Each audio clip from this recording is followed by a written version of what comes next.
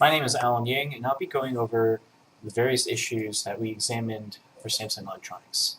So the first one is that Samsung, as a result of extremely rapid growth and innovation, um, led to some mistakes in the manufacturing process that caused catastrophic failure of its Galaxy Note 7 devices. The history of the Samsung smartphone business really started in 2008, where at this time the iPhone was the major player in the smartphone market. And at this time, that's when Samsung released the device that we see here, which was the Samsung Instinct. And as you'll see in the next slide, Samsung has come a really, really long way since then in a short period of time, only 9 years. And it's this rapid innovation that was actually an unsustainable rate of innovation. They were constantly innovating and changing so many things about the smartphone between each successive iteration that inevitably it would lead to gaps in the manufacturing process that made it possible for the Note 7 recall.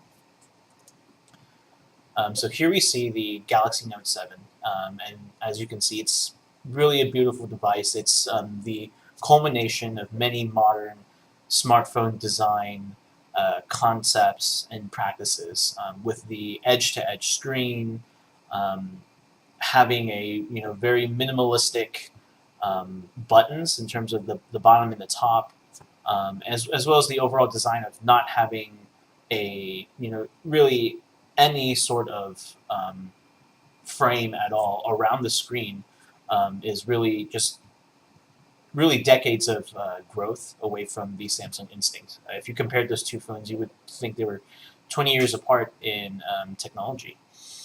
But as I mentioned, it's that intense consumer demand that demanded the leaders of the smartphone industry to continue churning out extremely innovative products year after year.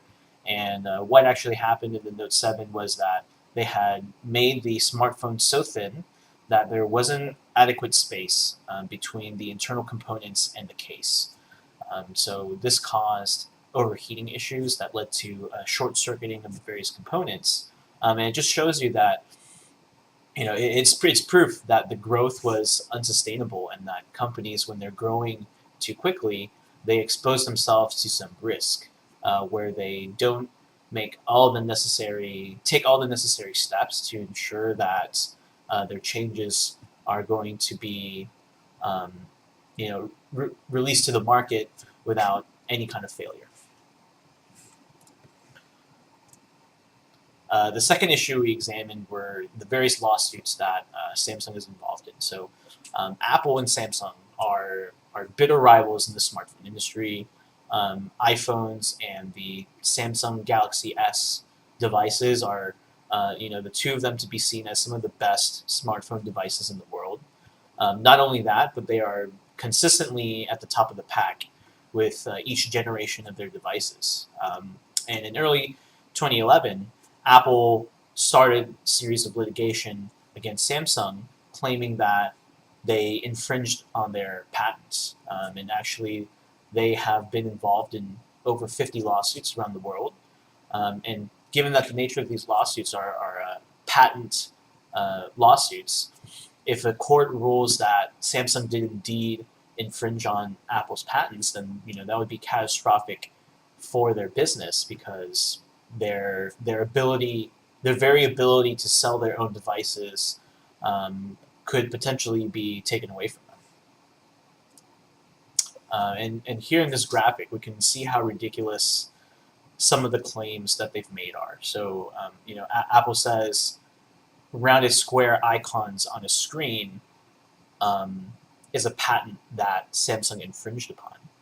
But before the smartphone, we've had the desktop computer that also has icons on the interface, and for Apple to claim that this is a unique patentable technology because the squares are rounded rather than regular squares is ridiculous. Whereas although Samsung's patents, to me as a technology professional and an MIS student, seem to be more substantial, than the specific patent claims posted here in this infographic, it's still, given that the smartphone industry and these patents are so new in nature, it's very difficult for the courts to, decisively and accurately rule in one way or another whether patents have been infringed upon. And actually, many judges and experts have said that these patent disputes are quite ridiculous. However, ultimately, many judgments have been reversed in favor of Samsung once those lawsuits have reached higher courts within the U.S. judicial system.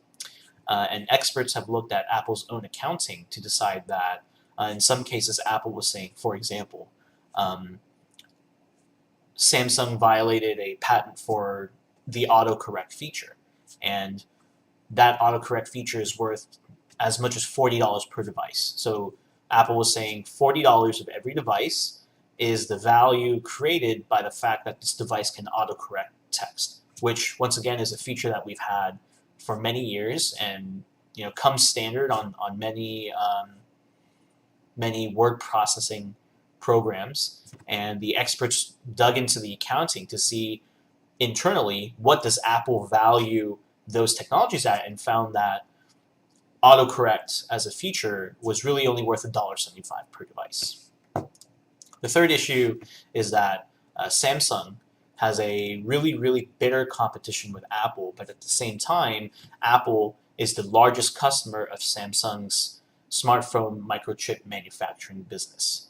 And then in the middle of their contentious litigation, Apple decided to stop using Samsung as a supplier for their smartphone microchips, and rightly so, because they obviously realized that there was a gaping flaw in their supply chain, in that one of their biggest competitors was also a key supplier of one of the most important components of their devices. And as a result, the Samsung chip business has been forced to reorganize itself.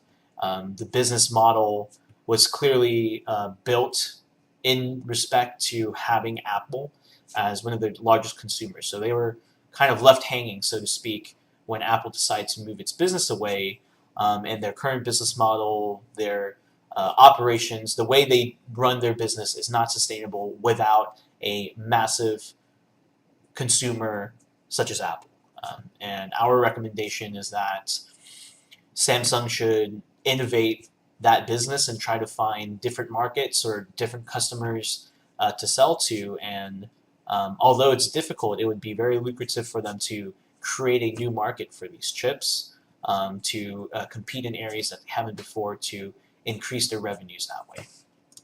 The last issue that we discussed was the impeachment of the South Korean president. So the picture on the left here kind of looks like a celebration with some sort of light show and a stage in the front, but it's actually a picture of 1 million South Koreans taking to the street to protest the presidency of, at the time, Park Geun-hye.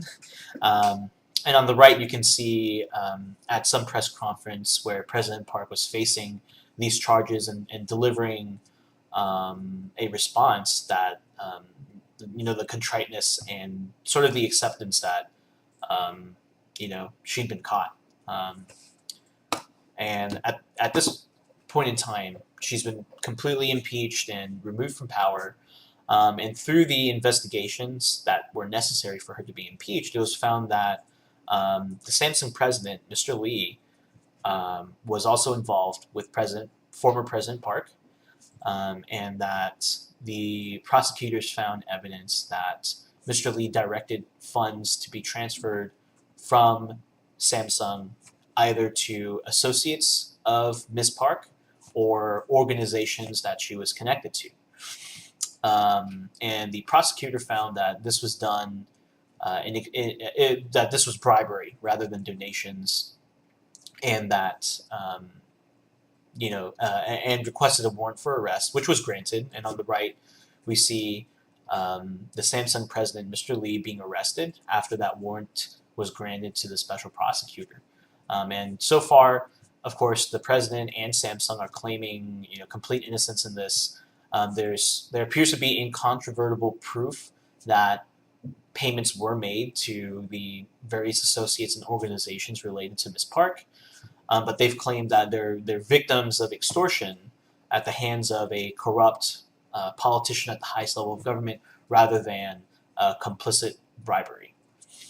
So that concludes our section on the various issues. And next, Britton will be speaking about the various concepts in the book that relate to Samsung's issues.